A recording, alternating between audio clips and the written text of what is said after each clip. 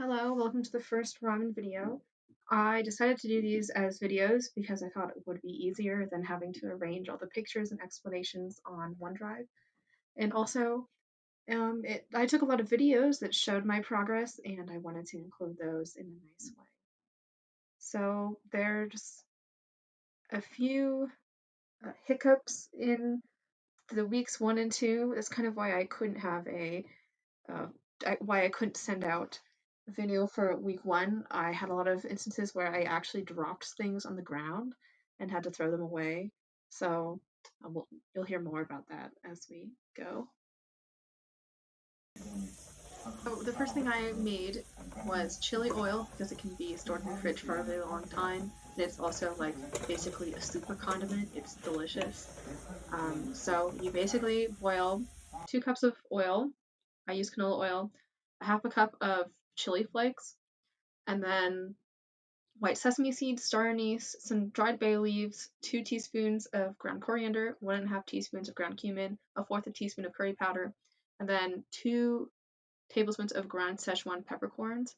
I when I make this, sometimes when I don't have these special peppercorns, I'll just use regular black pepper, but it kind of the peppercorns kind of numb your mouth a little bit, not in a spicy way. They're really good. And then you also put in some soy sauce and grated garlic after you're done frying everything. And it's super gorgeous. It tastes amazing and it's a great way to make ramen spicy. Next, I made the tonkatsu broth, which is made by combining 3 pounds of pork bones cut into 2-inch pieces, 2 pounds of pig's feet that are halved, an onion, some garlic, and 16 cups of water. And so then you blanch the bones first to just remove a lot of the weird stuff that could be on them, and then you boil it for 12 hours on the stove, constantly skimming the top to remove any impurities that come out. This is right at probably halfway, and then this is probably around hour 11 when it's almost done. And then here is when I'm reheating it after it being in the fridge. It's really kind of gelatinous. Next, I unfortunately didn't get any pictures of this or anything because it kind of came together really fast. But I made the tare for the first ramen, which is a miso tare. You might be wondering, what's a tare? Well, as you might have noticed for the tonkatsu broth that I just made, there's no salt in it or anything. And that's actually what the tare is. It's really concentrated flavor. And I made the miso one, which is combining miso, salt, water, Japanese sesame paste. I use tahini because that's basically sesame paste. 2 tablespoons of sesame oil, and then some rice wine vinegar. Next, we're moving on to the toppings. I made pickled daikon radish. This is a daikon radish. And it started out by slicing it up really thin, putting it in a colander with some salt and letting it sit for about 2 hours to draw out all the moisture. And then I made a pickling liquid with a half a cup of sugar, a half a cup of water, and then half a cup of rice wine vinegar, and then a teaspoon of ground turmeric. This actually is the second batch I made because the first one I dropped on the ground. It was in a glass container, and I just had to throw it away because it was on the ground and covered in glass. Very unfortunate. Next, I made the seasoned bamboo shoots, also known as menma. This is the only picture I have of this, unfortunately. But basically, in a big saucepan, I stirred together 2 cups of dashi, a tablespoon of sesame oil, a tablespoon of soy sauce, a tablespoon of sake, a tablespoon of sugar, and a teaspoon of salt. And then I sliced up these bamboo shoots really thin, and then I kind of boiled them for 20 to 30 minutes until they were not crunchy anymore, until they weren't fibrous anymore. They still had a really good texture, and this is honestly one of the favorite toppings that I've made, and I would definitely make them again. Make the shashu pork belly. A lot of things went wrong with this, and I'll just kind of run through them. The first one being that I couldn't find a full slab of pork belly. I could only find these little sections, these little pieces. I tried to make it work anyway. I rolled them up and then tied them with some twine and then seared every surface on the outside until it got a little golden brown. And then I took them and then put them in my slow cooker. And you're normally supposed to put this in an oven safe pot in the oven. But I didn't have an oven safe pot, but my slow cooker gets to around 250 on the low setting, and you're supposed to put it in the oven at 275. So I figured it would be pretty okay. So in the slow cooker, I combine it with a cup of mirin, but instead of using mirin, I use Chinese cooking wine. Mirin is a Japanese cooking wine. A cup of sake, a cup of soy sauce, a fourth of a cup of sugar, a third of a cup of water, um, a 3-inch piece of ginger, and then 2 star anise pods. Unfortunately, after this was done cooking, I left it in the slow cooker. I fell asleep and left it in the slow cooker for way too long, and I had to throw it away, and I didn't even get to taste it because it probably would have given me food poisoning. So this one was a complete disaster. So this leads us to our first ramen. I made this week 1, which was a little bit ahead of schedule with what I planned originally, and I probably should have waited to maybe get some more expertise under my belt because this was probably one of the worst ramens that I've ever eaten in my life. It just tasted really weird. I have a few theories for why. So you remember back to when I made my miso tare, instead of putting in Japanese sesame paste, I put in tahini, which is sesame paste, but maybe it wasn't the same because the whole broth kind of tasted like peanut butter, which I think came from the tahini. And then in general, the broth just tasted kind of unpleasant. It was really rich and had a lot of weird things going on. The miso tasted was really overpowering, but then also the tonkatsu broth was like also very rich and overpowering. So it was kind of just like being slapped in the face. It tasted really awful. And so for toppings, I have some chili oil in there. That's kind of like the kind of oil slick that you see on the top on the left. And then I have a soft-boiled egg, and then there's some bean sprouts in there, and some enoki mushrooms, and also right at the bottom there's the bamboo shoots.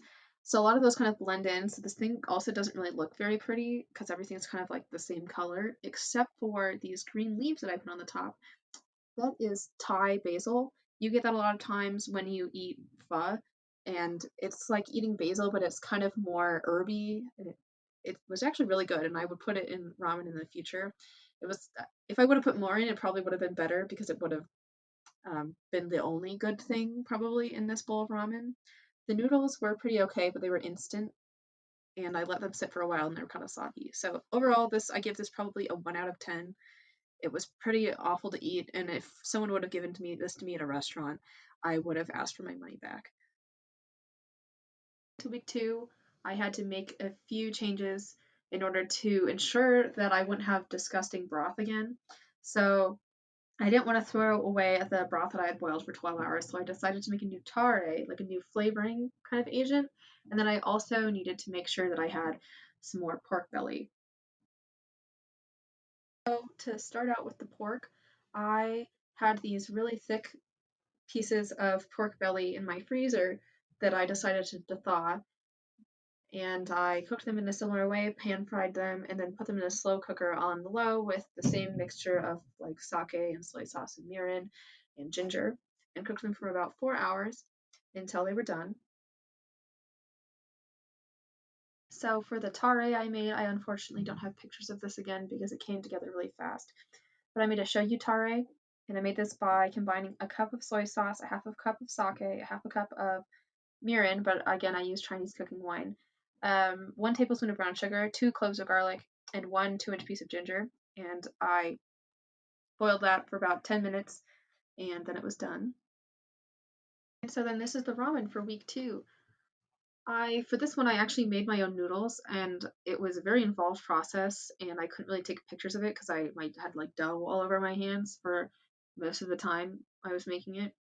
And the noodles did not turn out very well. They were they kind of clumped together when I was cooking them, and they were almost like dumplings in the soup. They weren't really that bad actually, but they lacked kind of a crunch, and they weren't very distinct in the broth, which is what I was really hoping for. And I think next time I need to do a little more research because you kind of need to take into account the hardness of the water you use, and Denver tap water apparently is hard, like a lot of tap water. So I might need to change to using filtered water or buying bottled water at the store. and using less water because the dough was actually it wasn't very firm, so it didn't hold up very well to being cooked. And so the ramen for week 2 was a lot better than the ramen from week 1. Probably the only downfall here was the noodles weren't as perfect as I would have liked them to be. The broth was amazing, way better than the one from the week before, and I would probably make this combination again. The shoyu tare is really delicate and it goes well with flavoring the rich tonkatsu broth. And then another thing that really didn't go very well is the daikon reddish was kind of gross, and I would probably not make it again. Um, so from toppings, starting off at the pork at the top, which is right next to the leaves, that's the pork belly that the kind of the replacement pork belly. It was pretty okay, but to reheat it when I was took it out of the fridge, I pan fried it a little bit and it stuck to the pan and it kind of turned into like shredded pork a little bit. It was still pretty good, but I would hope in the future that I could make the shashu pork belly again, so I have bigger, more tastier pieces. And then next, going clockwise, is the bamboo shoots. Again, these are awesome. I need to make more of them. They're so delicious. And then going down again, these kind of like noodle-like things that are sitting on the top. That's the enoki mushrooms. Enoki mushrooms are a really good topping, but here maybe I just cooked them wrong or something because in the past I've used them and they're really good, but they add a really nice texture. They're like really long mushrooms and they're kind of crunchy. But I think I need to come back to figuring out how to use them in a nice way because they weren't as nice as could have been in this bowl. And then moving around next, we have some green onion, which is pretty good. It was a nice topping because I just needed to basically chop up a vegetable, didn't have to do anything. And then moving around this orange object, this yellow kind of orange object is the daikon radish. I I don't know what I did to it, but maybe just daikon radish isn't for me. I dropped it on the floor, and then this remake of it was really bad. Probably wouldn't put it back in. It was just too sweet. I could probably make it again, but then put less sugar in the pickling liquid. And then back again to where we started, we have the holy basil, Thai holy basil. Really delicious bowl of ramen, all things considered, and I can even improve it more. I think next week I'm going to be working on the noodles and making the shashu pork belly